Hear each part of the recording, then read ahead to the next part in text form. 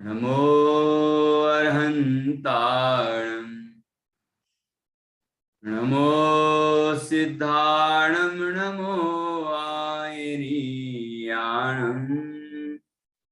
नमो अजायाणं नमो लोये सव्यसाहुणम् अर्हन्त सिद्ध साहु तिद्यं जिणधं वयण परिमाहु इन्द्राय नवदेवादिं तुमे बोहि मंगलम भगवान वीरो गौतमो गणी कुंद कुंदाद्यो जैन धर्मोस्तु मंगलम सर्वमंगल मांगल्यम सर्वकल्याणकारकम प्रधानम सर्वधर्माणां जैनम जयतु शासनम जैनम जयतु शासनम। श्रीपतिर्भगवान् पुष्यात् भक्तानां वः समीहितं यद् भक्ति शुल्कतामेति मुक्तिकन्या करग्रहे।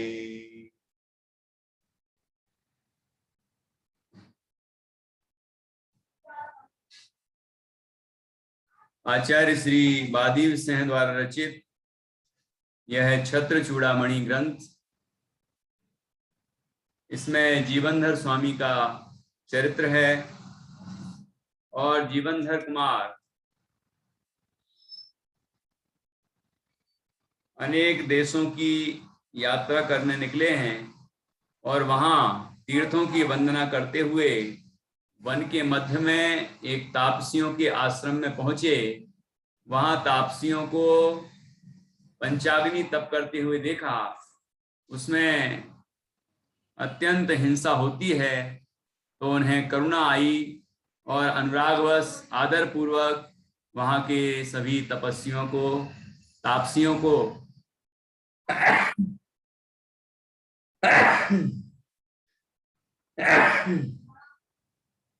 संबोधित किया।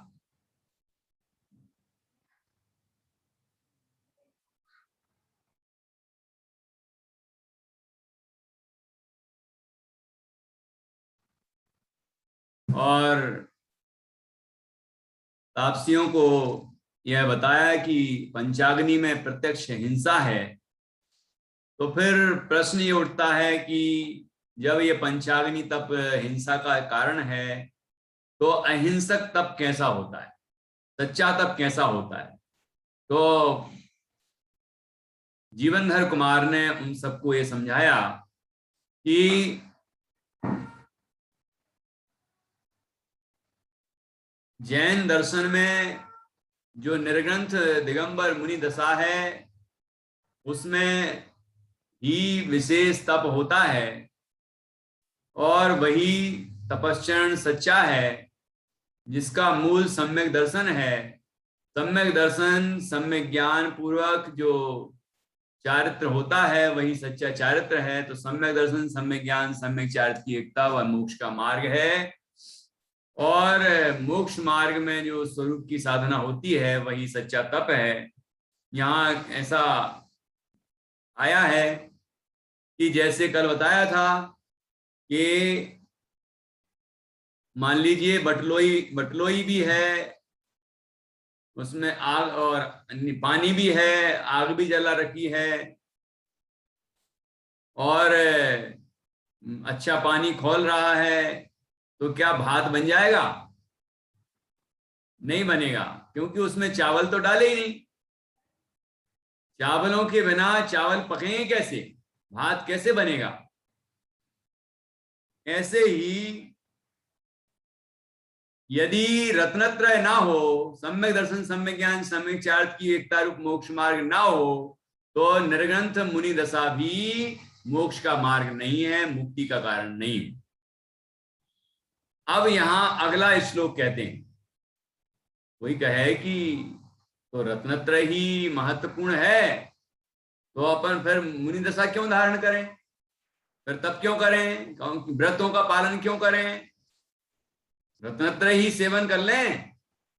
तो इसके जवाब में अगला श्लोक है, श्लोक नंबर 22, छठवां लंब चल रहा है। देखिए यहाँ स्क्रीन पर भी आपको दिखाते हैं, जिनके पास ग्रंथ नहीं है वो यहाँ देख सकेंगे और पढ़ सकेंगे अच्छी तरह से। 287 नंबर पेज है।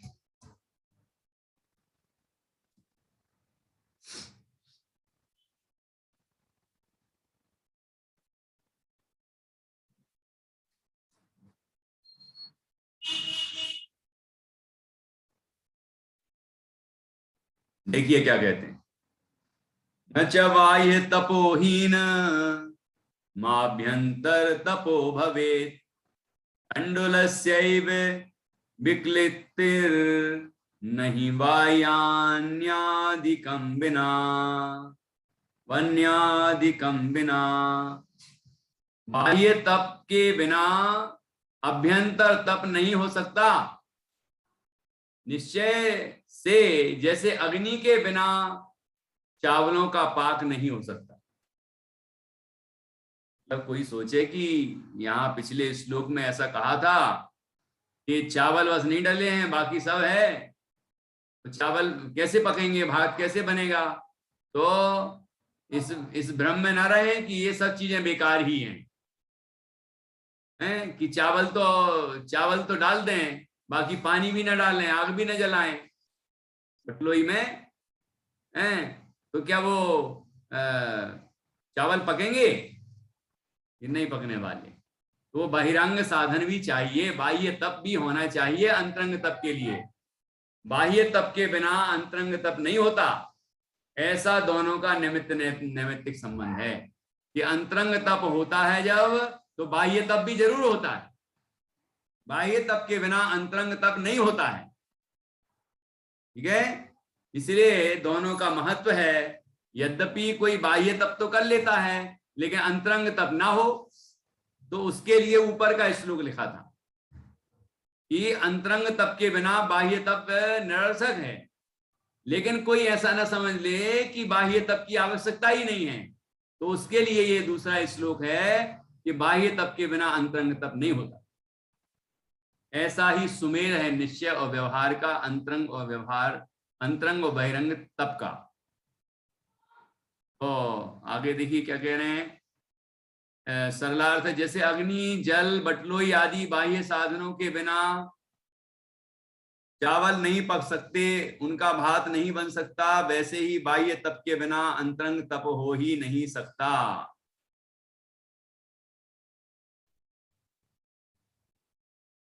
अब आगे देखिए, ये सब तापसियों को समझाया जा रहा है ना।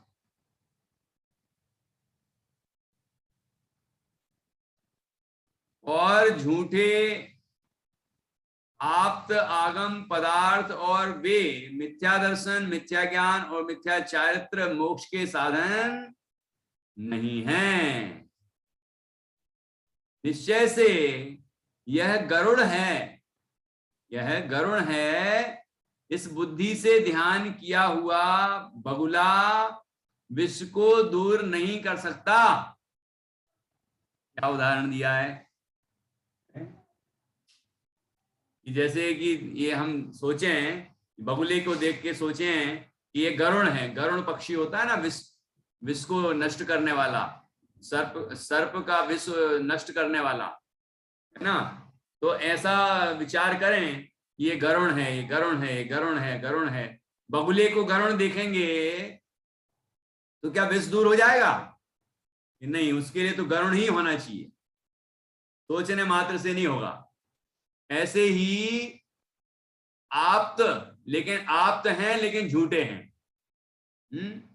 आप्त हैं लेकिन झूठे हैं, आगम है लेकिन झूठा है, पदार्थ जानता है लेकिन झूठे पदार्थों को जानता है ना। मिथ्या दर्शन, मिथ्या ज्ञान और मिथ्या चारित्र हैं, तो वो मोक्ष के साधन नहीं है।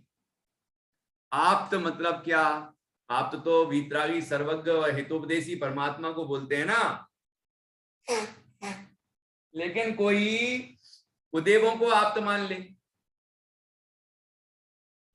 जो परिग्रह से युक्त हैं, जो रागी द्वेषी हैं, ऐसे देवताओं को सच्चा देव मान ले। तो जो ऐसे देवताओं को पूछता है वो झूठा देव मान के थोड़ी पूछता है, सच्चे ही देव मान के पूछता है। जो भी किन्हीं कुदेव को गुरु किसी को भी मानता है तो वो सच्चा मान के ही उनकी पूजा करता है। तो उनको सच्चा मान लेने से सच्चा थोड़ी हो जाएगा। तो क्या झूठे आप आगम, आगम मतलब शास्त्र, तो झूठे शास्त्र जो मिथ्या शास्त्र हैं, जो राग द्वेष के पोषक हैं, कसायों के बढ़ाने वाले हैं, काम क्रोध को बढ़ाने वाले हैं, ऐसे जो शास्त्र हैं, ऐसी जो पुस्तकें हैं, भले उनका नाम शास्त्र ही क्यों ना हो, है ना, उनका श्रद्धान वो मोक्ष का कारण नहीं है। और पदार्थ, पदार्थ जो जैन दर्शन में कहे गए हैं, उनके अतिरिक्त जो अन्य अन्य अन्य जगह कहीं से भी कहे गए हों, वे सच्चे नहीं हैं, वो वस्तु का सच्चा स्वरूप नहीं है। लेकिन उनको मानता है तो क्या है ये? झूठे आप्त आगम पदार्थ और वे मिथ्या दर्शन, मिथ्या ज्ञान, मिथ्या चारित्र मोक्ष के साधन नहीं है।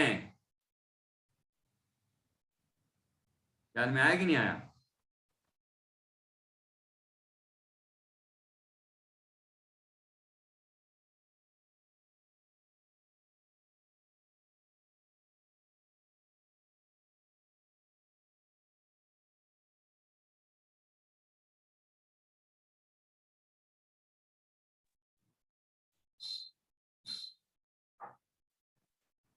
इस प्रकार यहां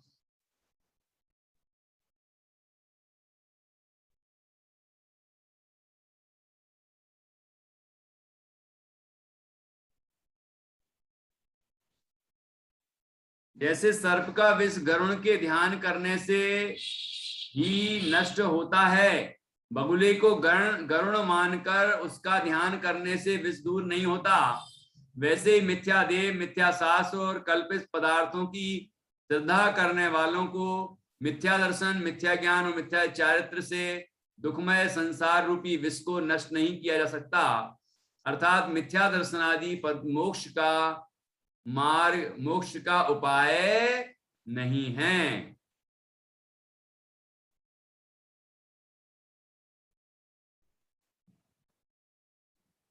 सर्वज्ञ कथित तप ही तपने योग्य है।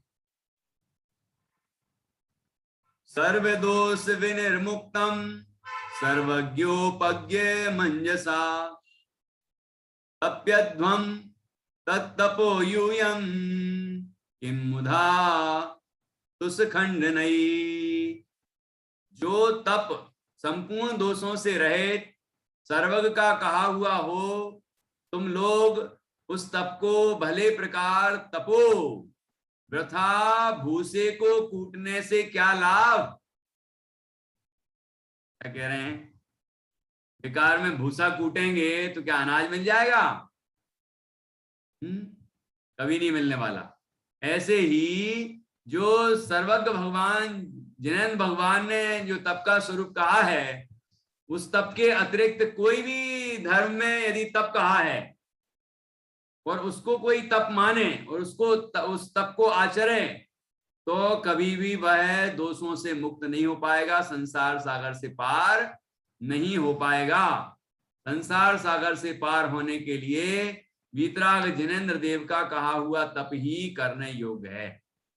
आप कहेंगे कि ये तो पक्षपात हो गया है, कि हमारे अरहंत भगवान ने कहा है, सर्वज्ञ भगवान ने कहा है, इसलिए वो आप पक्ष से बोल रहे होगे क्योंकि जैनी है। लेकिन ऐसा नहीं, क्योंकि भगवान जिनेन्द्र ने तप कहा है वो निर्ग्रंथ दशा में तप कहा है। जो परिग्रह से युक्त है वो तप कैसे करेगा? परिग्रह से तो हम भी युक्त हैं, हम लोगों के पास भी धन है, संपदा है, मकान है, परिवार है, कुटुंब है, सब है। और कोई कहे कि यही सब चीजें जिसके पास हैं उसको हम सच्चा देव माने, सच्चा शास्त्र, सच्चा गुरु माने, है तो वो सच्चा हो जाएगा क्या? और हम उसको ही माने कि उसने जो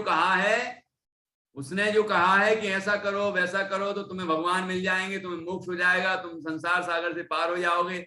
वो खुद तो संसारी है, खुद तो संसार सागर से पार हुआ नहीं है ना। और वो हमें समझाते हैं, तो क्या उनके बताए हुए मार्ग पर चलने से हम संसार सागर से पार हो जाएंगे? कि नहीं होने वाले। हमारे जो दिगंबर मुनिराज तप का स्वरूप बताते हैं, वो भगवान सर्वज्ञ का कहा हुआ बताते हैं, और सर्वज्ञ भगवान ने उस तप का आचरण करके अरहंत दशा पाई है, अनंत सुखी हुए हैं वो, और फिर सिद्ध हुए हैं। इसलिए उनका कहा हुआ तप ही सच्चा है। ठीक है, जो तप संपूर्ण दोषों से रहित सर्वज्ञ का कहा हुआ हो, उस तप को भले प्रकार तुम लोग आचरण तपो, भले प्रकार तपो, वृथा भूसे को कूटने से क्या लाभ। ये जीवनधर कुमार ये उन तापसियों के लिए ये संबोधन कर रहे हैं। ठीक है, अब देखिए आगे क्या होगा। एक जोरदार बात यहां पर आई है, ये बहुत ग्रहण करने योग्य है, और ये श्लोक भी याद करने योग्य है। रागादि दोष संयुक्ता, रागादि दोष संयुक्ता प्राणिनाम नैवितारिका, प्राणिनाम नैवितारिका पतंता स्वयं, पतंता स्वयं अन्येषां, पतंता स्वयं अन्येषां नहीं हस्तावलंबनम, नहीं हस्तावलंबनम। रागादि दोष संयुक्ता, रागादि दोषों से सहित प्राणी नाम, प्राणियों के नैव तारका,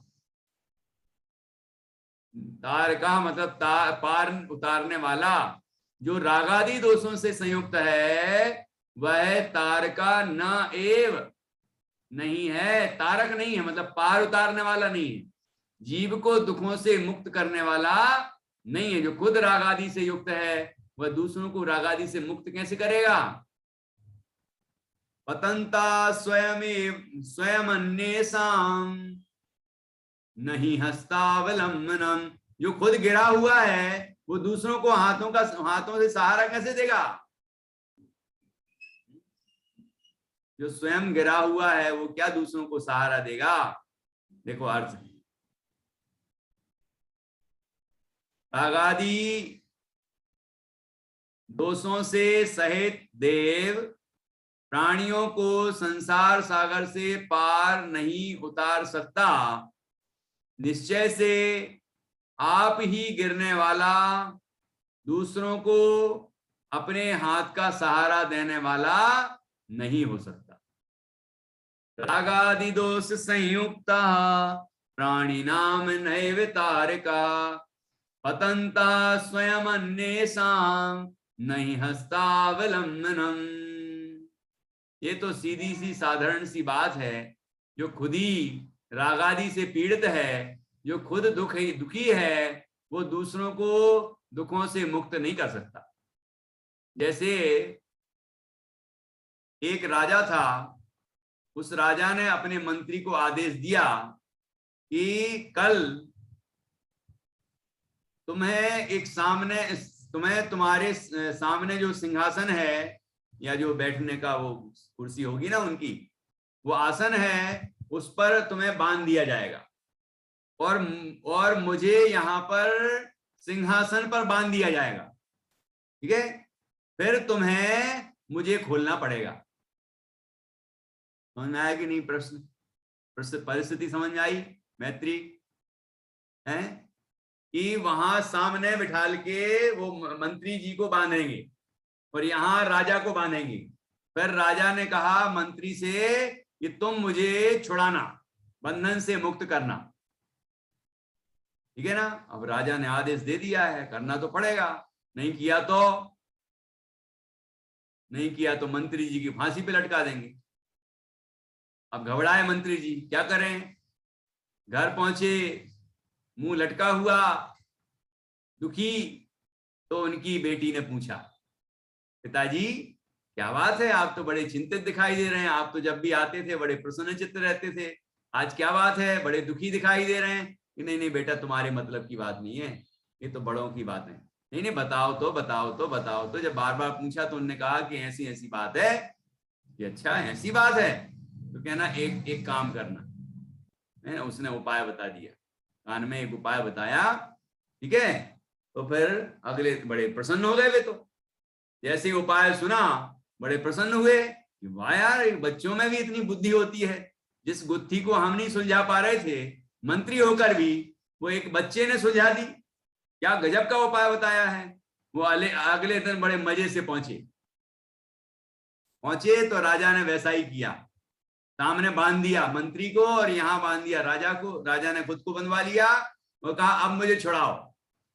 तो मंत्री जी ने हाथ जोड़ के कहा कि हे राजन, आप तो हमारे आदर्श हैं, आप तो हमारे देश के राजा हैं, जैसा राजा वैसी प्रजा। भाई राजा से ही तो शिक्षा मिलती है, राजा से ही तो हम सीखते हैं। तो मेरा निवेदन यह है कि पहले आप मुझे बंधन से मुक्त करके बताएं, सिखाएं, तो मैं भी सीख जाऊंगा। तो उसके बाद मैं भी आपको बंधन से मुक्त कर दूंगा। बात समझ में आई? राजा साहब भी सामने बंधे हैं, है ना। वो वहां से उठें और यहां ये मंत्री जी को आके खोलें, बंधन से मुक्त करें, तो सीख जाएंगे मंत्री जी भी। तो क्या किया होगा राजा साहब ने? राजा साहब को समझ में आया, अरे यार, जो खुद बंधन से बंधा है तो वो दूसरों को बंधन से मुक्त कैसे करेगा? प्रश्न, गुत्थी सॉल्व हो गई। राजा साहब ने फिर नहीं कहा मंत्री से कि अब तुम्हें प्राण दंड मिलेगा कि क्या मिलेगा। वो तो राजा को ही समझ में आ गया, अरे यार, जब मैं ही बंधा हुआ हूं तो मैं इसको कैसे छुड़ाऊंगा? ठीक है ना। जो खुद रागादि दोष से पीड़ित है, दुखी है, काम क्रोध से पीड़ित है, जो संसार में फंसा हुआ है, जो खुद दुखी है, वो दूसरों को दुखों से मुक्त कैसे करेगा? वो तो मार्ग भी नहीं बता पाएगा। ये जो हम बताते हैं, आचार्य बताते हैं, ये सब भगवान सर्वज्ञ के अनुसार बताते हैं, क्योंकि भगवान सर्वज्ञ इन संसार सागर से मुक्त हो गए हैं, दुखों से मुक्त हो गए हैं, इसीलिए वो बता पाते हैं। ठीक है ना। बाकी जीव कैसे बताएं? ठीक है ना। तो ऐसी यहां सुंदर बात बताई है कि जो खुद दुखी है वो दूसरों को सुखी नहीं बना सकता, जो खुद रागादि से पीड़ित है वो दूसरों को रागादि से मुक्त नहीं कर सकता। ये बात यहाँ सीखने की है। इसलिए जो संसार सागर से पार हैं, जो वीतरागी हैं, सर्वज्ञ हैं और उस मार्ग के पथिक हैं, ऐसे जो पंच परमेशी हैं, वही हमारे लिए पूजनीय हैं, आराध्य हैं। ठीक है ना। और उनके बताए हुए मार्ग पर चलकर हम भी सुखी हो सकते हैं। अब देखिए आगे क्या कहा है।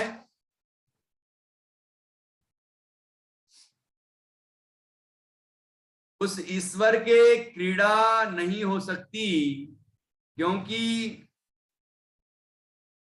क्रीड़ा तो बालकों में ही देखी जाती है, और जो अतृप्त पुरुष है वह क्रीड़ा से तृप्ति करने के लिए उद्यत होता है। देखो, वो लोग ऐसा मानते हैं कि ईश्वर क्रीड़ाएं करता है, ईश्वर जगत का करता है, और वह कुछ इस तरह से लीलाएं करता है, क्रीड़ाएं करता है, खेल करता है, इनको बनाया फिर इनको मिटाया, फिर ऐसा किया फिर वैसा किया। तो यहाँ पर आचार्य क्या कह रहे हैं कि जो उस ईश्वर के जो रागादि दोष से मलिन है, उसकी बात करी ना ऊपर, कि उस ईश्वर की क्रीड़ा नहीं हो सकती, क्योंकि क्रीड़ा तो बालकों में ही देखी जाती है। ठीक है।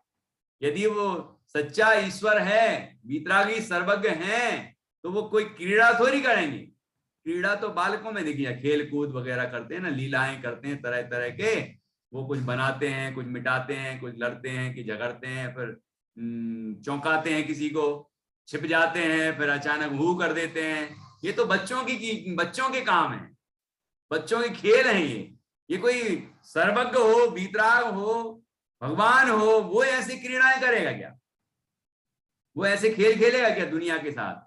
ये संसार तो ये क्रीड़ा है ना, क्रीड़ा स्थली है, उनने ये क्रीड़ा क्रीड़ा कर रहे हैं, मतलब लीलाएं कर रहे हैं, और इस तरह से ये खेल खेल रहे हैं, संसार रूपी खेल, है ना, ऐसा भगवान खेल रहे हैं ऐसा कहते हैं लोग, लेकिन ये बात सही नहीं है। उस ईश्वर की क्रीड़ा नहीं हो सकती, क्योंकि क्रीड़ा तो बालकों में ही देखी जाती है, और जो अतृप्त पुरुष है वह क्रीड़ा से तृप्ति करने के लिए उद्यत होता है।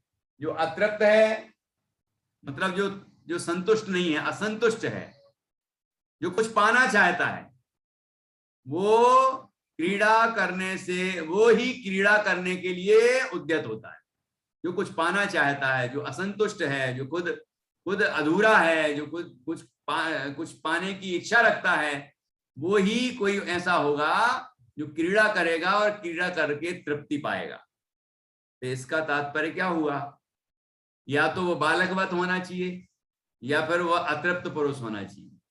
तो यदि वो ईश्वर है तो बालक की तरह बुद्धिहीन नहीं होगा, है, और वो खेल कूद वाली, चौंकाने वाली और तरह तरह की क्रीड़ाएं नहीं करेगा।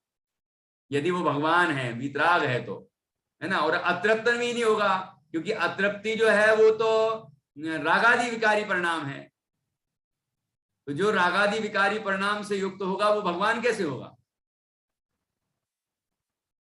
इस तरह यहां पर बात कही है। सच्चे देव को क्रीड़ाओं से क्या प्रयोजन? क्रीड़ाएं तो बालकों और अज्ञानियों के जीवन में देखने को मिलती हैं। अतृप्त अर्थात दुखी जीव ही नाना प्रकार की क्रीड़ाएं करके सुख प्राप्त करने का प्रयास करते रहते हैं।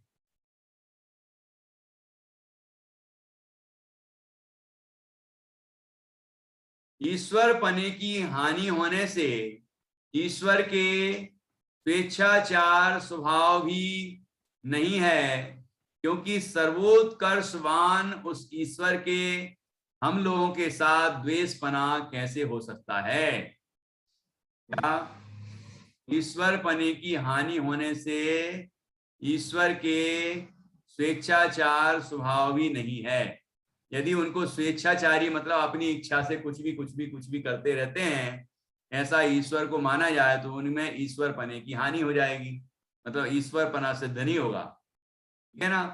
क्यों? क्योंकि सर्वोत्कर्षवान उस ईश्वर के हम लोगों के साथ द्वेषपना कैसे हो सकता है? कि जो सबसे उत्कृष्ट है वह ईश्वर हमसे द्वेष कैसे रखेगा? देखो क्या कहा, ईश्वर पने का अभाव होने से सच्चे देव के जीवन में जैसे क्रीड़ाएं नहीं हो सकती, वैसे ही स्वेच्छाचार की प्रवृत्ति भी नहीं हो सकती, क्योंकि हम जैसे सामान्य व्यक्ति भी स्वेच्छाचार की प्रवृत्ति को अच्छा नहीं मानते, तो सर्वोत्कर्षशाली ईश्वर के स्वेच्छाचार की प्रवृत्ति कैसे हो सकती है? अर्थात नहीं हो सकती है। ऐसे अनेक तरह की जो यहाँ पर कल्पनाएं दिखाई गई हैं, जो सृष्टि को रचा, फिर सृष्टि का विनाश किया, सृष्टि का पालन करते हैं, है ना, फिर जगत, ये अनेक अनेक चीजें करते रहते हैं, ये सब ईश्वर का वास्तविक स्वरूप नहीं है। यहाँ लिखा है ईश्वर जगत का कर्ता नहीं है। यदि वह ईश्वर निर्दोष और कृतकृत्य है, तो फिर कृतकृत्य उस ईश्वर को जगत रूप कार्य करने से क्या फल? लोग एक तरफ तो कहते हैं कि वो कृतकृत्य है, ईश्वर को कुछ करना बाकी नहीं रहा, और फिर कहते हैं कि उनने ये सृष्टि रची और वो फिर से इस मिट जाएगी, फिर बनाएंगे। फिर जो कृतकृत्य मतलब सारे काम कर लिए जिसने, अब कुछ करना बाकी नहीं रहा, वो ये सृष्टि की रचना क्यों करेगा? सृष्टि का पालन क्यों करेगा और सृष्टि का विनाश क्यों करेगा और फिर से रचना क्यों करेगा? तो यहां कहा यदि वह ईश्वर निर्दोष और कृत्य रहित है, तो फिर कृत्य उस ईश्वर को जगत रूप कार्य करने से क्या फल? तो वो दोषपूर्ण कहलाएगा और कृतकृत्य नहीं कहलाएगा, और तब वो ईश्वर ही नहीं कहलाएगा। जिसकी कल्पना लोगों ने कर रखी है वो ईश्वर नहीं है। ईश्वर तो निर्दोष होते हैं, कृतकृत्य होते हैं, वो वीतराग होते हैं, उन्हें कुछ करना बाकी नहीं रहा, वो जगत के एक पदार्थ का भी कुछ नहीं करते। यहां लिखा है नीति में, स्वेच्छाचार प्रवृत्ति भी उन्मत्त पुरुषों में ही देखी जाती है, उत्तम पुरुषों में नहीं। अपनी इच्छा से कुछ भी करना, स्वेच्छाचार, ये प्रवृत्ति किसमें देखी जाती है? उन्मत्त पुरुषों में, पागलों में, है ना। कुछ भी करते रहते हैं, कुछ भी बोले जाओ, कुछ भी करे जाओ, कुछ भी काय की चेष्टा, कुछ भी, है ना, कुछ भी वचन की चेष्टा, कुछ भी दिमाग में चल रहा है, कुछ भी, है ना। ऐसी विचित्र स्वेच्छाचार मतलब अपनी इच्छा से कुछ भी करना। उनके ऊपर कोई नहीं है, कोई अंकुश नहीं है, कोई उनका मार्गदर्शक नहीं है, तो कोई कुछ भी नहीं है ना, कोई स्थिरता नहीं है उनमें। यहाँ लिख रहे हैं तो ऐसी स्वेच्छाचार प्रवृत्ति तो उन्मत्त पुरुषों में देखी जाती है, और वही प्रवृत्ति यदि ईश्वर में देखी जाए तो वो ईश्वर कैसा? ईश्वर सर्व दोषों से रहित निर्दोष है, अर्थात सर्व सुख संपन्न और परिपूर्ण है, तो उसे करने योग्य कार्य क्या रहा? ऐसे कृतकृत्य ईश्वर को जगत का निर्माण करने का क्या प्रयोजन रहा? दूसरी बात यह है कि अविचारित कार्य करने की प्रवृत्ति उन्मत्त पुरुषों में ही पाई जाती है, उत्तम विचारवान पुरुषों में नहीं।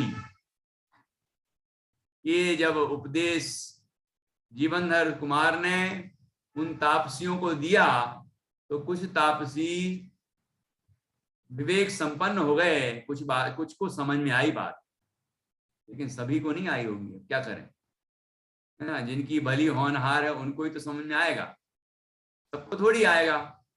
अपन ये चर्चा कर रहे हैं, जीवनधर चरित्र पढ़ रहे हैं, तो क्या सबको ही समझ में आ रहा होगा? सबके ही अंदर में परिवर्तन आ रहा होगा, सबके ही विचारों में कुछ विशेषता आ रही होगी, है? ये जरूरी नहीं है। लेकिन जिनके भली होनहार होगी, जो भव्य जीव होंगे, उनको ये बात समझ में आ रही होगी और उनके हृदय में परिवर्तन हो रहा होगा और उनके जीवन में बदलाव हो रहा होगा। उन्हें समझ में आ रहा होगा कि मोक्ष मार्ग क्या है, हमें मोक्ष को पाना है ना, उसके लिए साधना क्या करनी है, वो प्रयास भी कर रहे होंगे, ठीक है ना। इस प्रकार धर्म से प्रबोधित उनमें से कुछ लोग धर्मात्मा पुरुष बन गए। निश्चय से जल के सींचने से अच्छी मिट्टी ही गीली होती है, पत्थर कभी गीला नहीं होता। ठीक ही है, उपदेश पात्रों में ही फलित होता है, कुपात्रों को उपदेश देने से कुछ फल नहीं होता, ठीक है ना। देखो श्लोक कितना जोरदार है। नीचे की पंक्ति ये सूक्ति है, मृत्स्ना ह्यार्दत्व मायाति, मृत्स्ना ह्यार्दत्व मायाति, नोपलम जल सेचनात्, नोपलम जल सेचनात्। क्या? निश्चय से जल के सींचने से अच्छी मिट्टी ही गीली होती है। मृत्स्ना का मतलब अच्छी मिट्टी, है ना। उपल का अर्थ है पत्थर, उपल नाव, चैडाला में आए ना, उपल नाव। पत्थर कभी गीला नहीं होता, ठीक ही है। उपदेश पात्रों में ही फलित होता है, कुपात्रों को उपदेश देने से कुछ फल नहीं होता।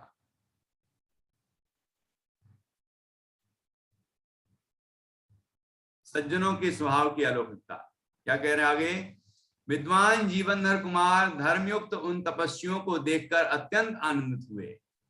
जितने लोगों को समझ में आई, जिनकी परिणति बदली, जिनका जीवन बदला, जो सच्चे धर्म को समझ पाए और सच्चे धर्म का आचरण कर पाए, करने लगे, मतलब वो जो तापसी का वेश है वो छोड़ दिया, पंचाग्नि तप छोड़ दिया और सच्चे साधु बन गए, नग्न दिगंबर मुनिराज बन गए, तो उनको देखकर जीवनधर कुमार अत्यंत आनंदित हुए निश्चय से श्लोक में सज्जन पुरुषों को अपने अभ्युदय से दूसरे का अभ्युदय ही आनंददायक होता है। अपनी उन्नति हो वो तो आनंददायक होती है, लेकिन उससे भी ज्यादा आनंद उनको दूसरों की उन्नति देखकर होता है। ये सज्जनों का लक्षण है। ये परोपकारी होते हैं, जगत का भला करने की भावना होती है उनके मन में। तो जब उन्हें दिखा ये तापसी सत्य स्वरूप को जान गए हैं और उन्होंने जिन धर्म को स्वीकार कर लिया है और जैन धर्म के अनुसार वह तपस्या करने लगे हैं, तो फिर उन्हें बड़ी प्रसन्नता हुई।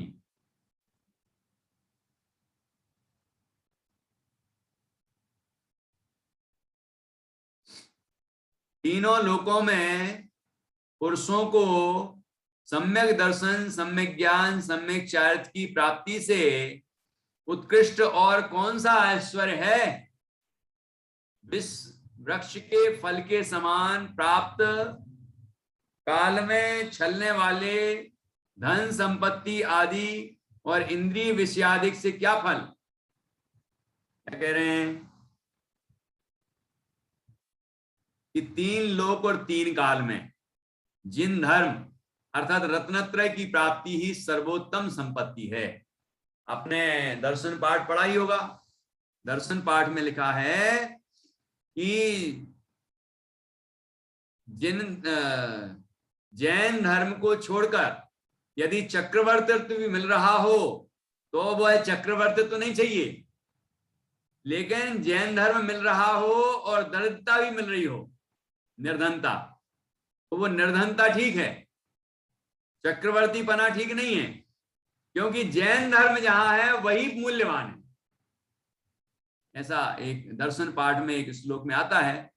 क्या है वो? क्या चेटोपी दरिद्रोपी जैन जिन धर्मानुवासिता, ऊपर की लाइन है चक्रवर्त्यपी, ऐसी वो लाइन अभी ध्यान नहीं आ रही, बाद में देखेंगे। तो यहाँ लिखा है कि तीन लोक और तीन काल में जिन धर्म अर्थात रत्नत्रय की प्राप्ति ही सर्वोत्तम संपत्ति है,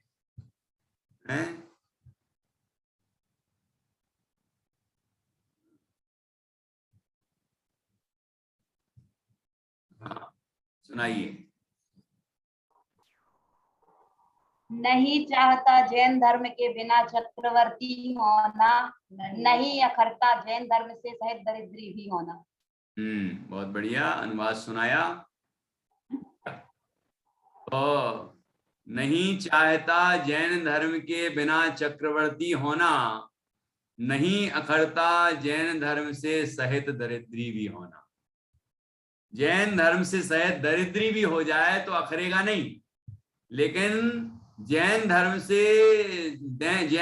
से मुक्त हो, मतलब जैन धर्म ना मिले और चक्रवर्ती बन जाए तो कोई काम का नहीं, क्योंकि जैन धर्म से ही सुख मिलता है। ये बात यहां लिखी क्या नहीं कि तीन लोक और तीन काल में जिन धर्म अर्थात रत्नत्रय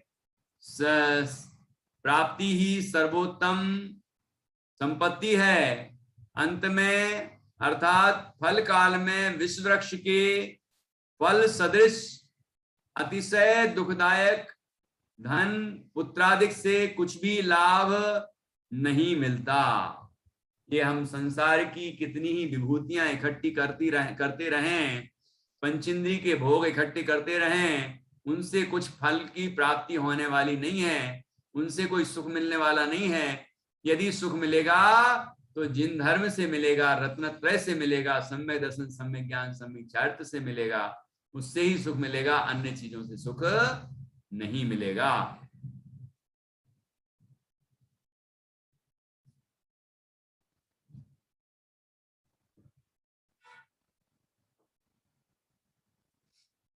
क्या लिखते हैं अब? इसके बाद क्या हुआ? इसके अनंतर उन जीवनधर कुमार ने उस तापस आश्रम से निकलकर दक्षिण नाम के देश में सहस्त्रकूट नाम के जिनालय को प्राप्त होकर स्तुति प्रारंभ की। जीवनधर कुमार तपस्वियों को धर्मोपदेश देकर आगामी यात्रा के लिए उस आश्रम से प्रस्थान कर गए। चलते चलते दक्षिण देश के सहस्त्रकूट जिन मंदिर के द्वार पर पहुंचकर जिनेंद्र भगवान की स्तुति करने लगे। कूट शब्द का अर्थ शिखर होता है। जिस मंदिर में 1000 शिखर हों उसे सहस्त्रकूट जिन मंदिर कहते हैं। कहते हैं ना सहस्त्रकूट जिनालय, तो क्या होता है उसमें 1000 शिखर होते हैं, है ना। उस जिनालय को सहस्त्रकूट जिनालय कहते हैं। तो इस प्रकार से यहाँ पर जीवनधर कुमार स्तुति करने लगे। तो क्या स्तुति करते हैं देखिए,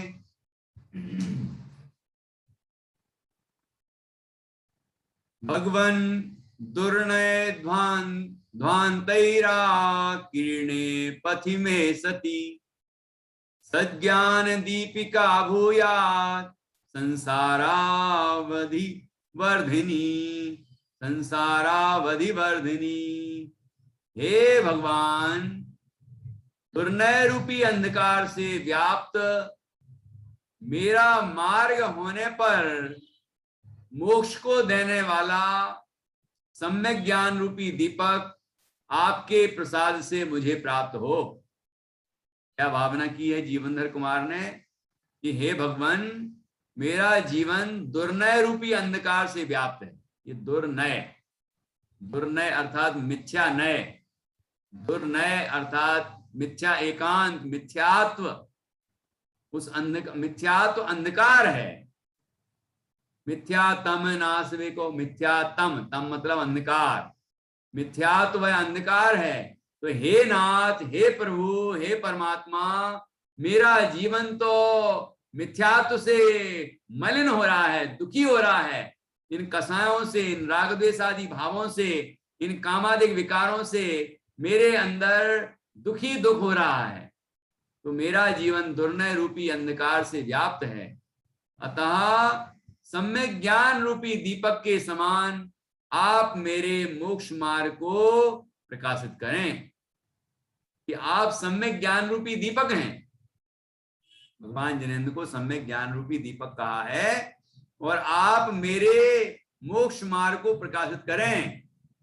महावीर स्वामी नयन पथगामी भवतु न भवतु में लिखा है कि नहीं कि हे परमात्मा, आप हमारे नयनों को मोक्ष नयन पथगामी बने, हमें मुक्ति का मार्ग दिखाएं। तो यहाँ भी यही भावना है कि मेरे अंदर हृदय में मिथ्या ज्ञान छाया हुआ है, राग देश का अंधकार छाया है, मोह का अंधेरा है। हे परमात्मा, आप सम्यक ज्ञान रूपी दीपक हैं और आप मेरे अंदर मोक्ष मार्ग को प्रकाशित करें। ठीक है, फिर क्या हुआ देखिए, भगवान जिनेंद्र की इस तरह स्तुति की तो क्या हुआ, भगवान की भक्ति मुक्ति प्रदायिनी सिद्ध हो। अब आगे क्या कहते हैं देखिए, जन्म जीर्णाटवी मध्ये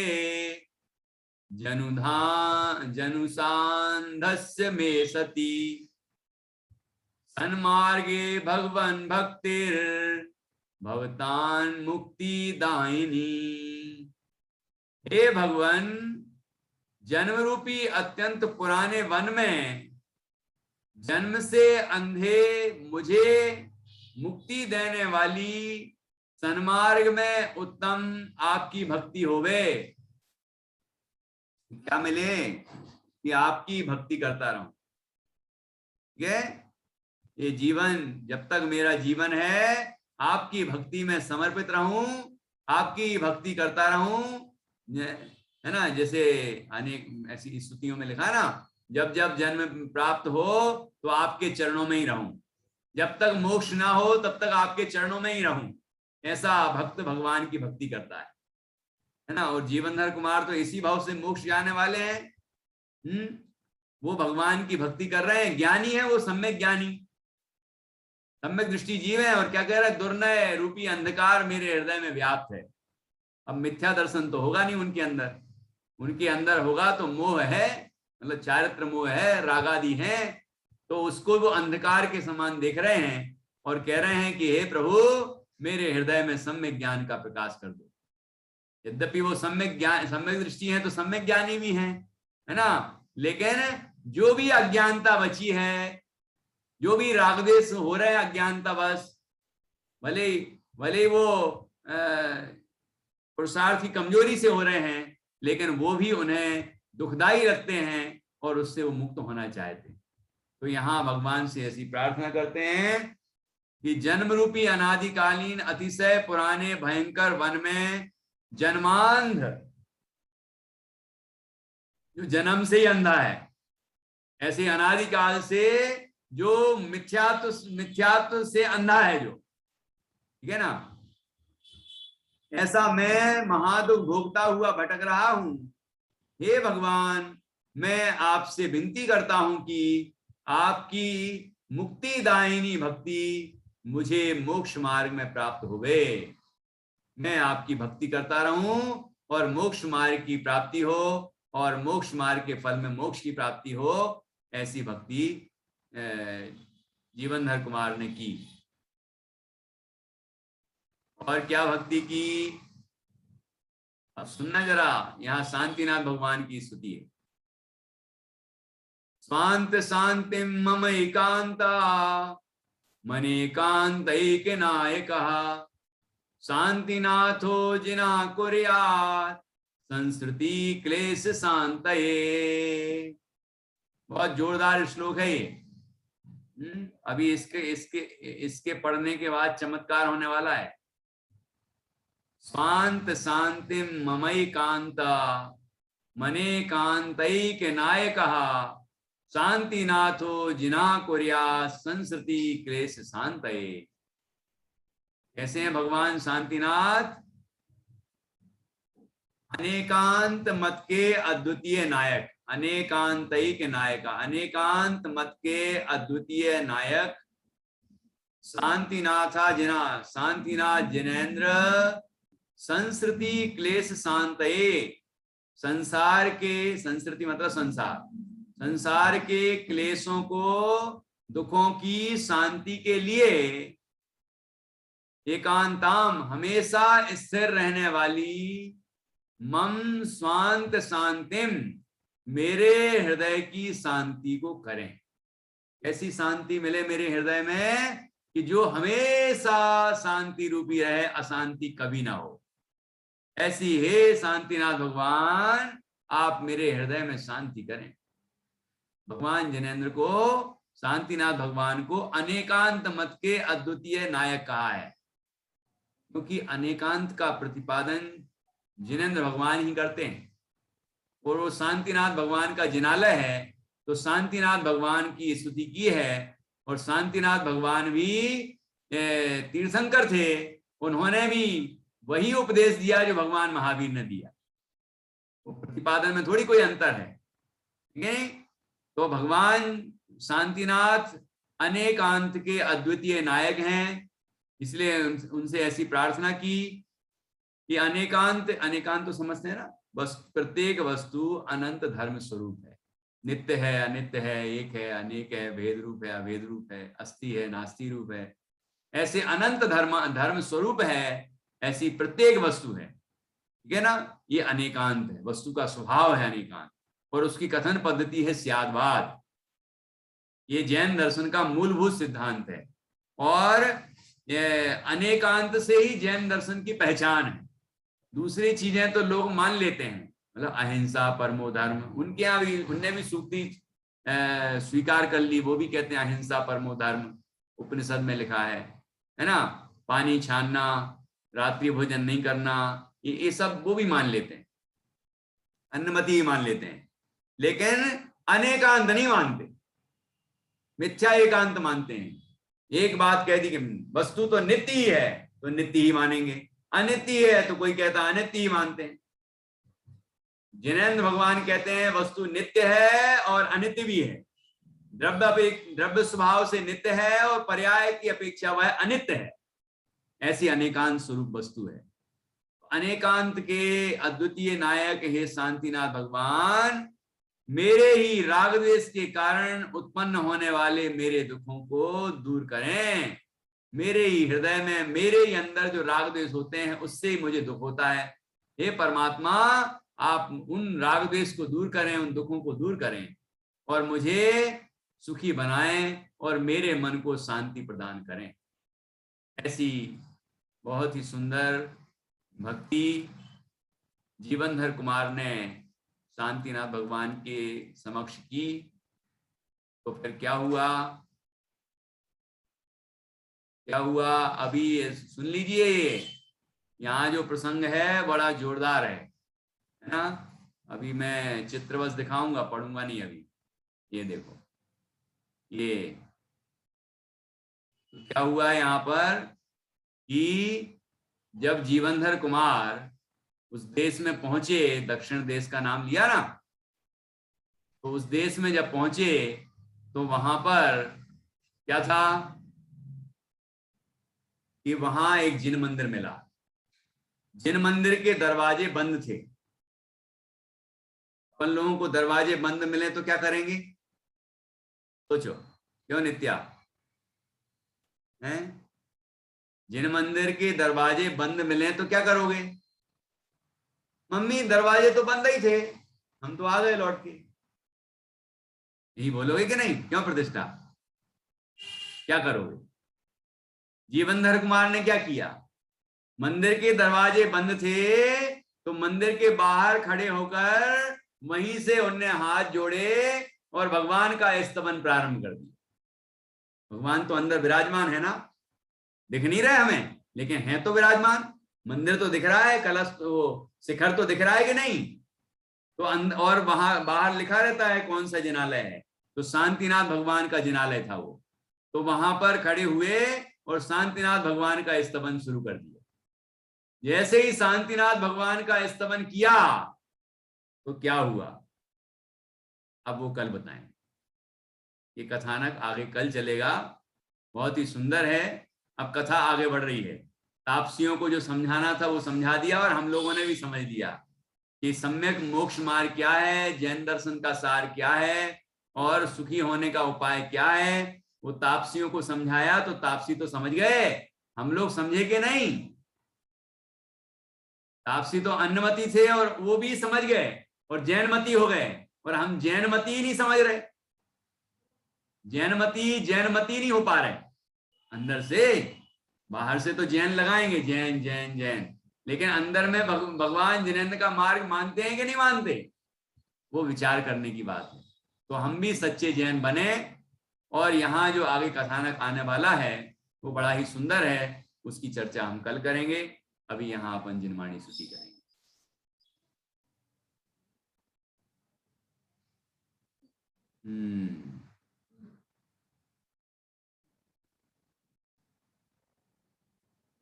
मैत्री।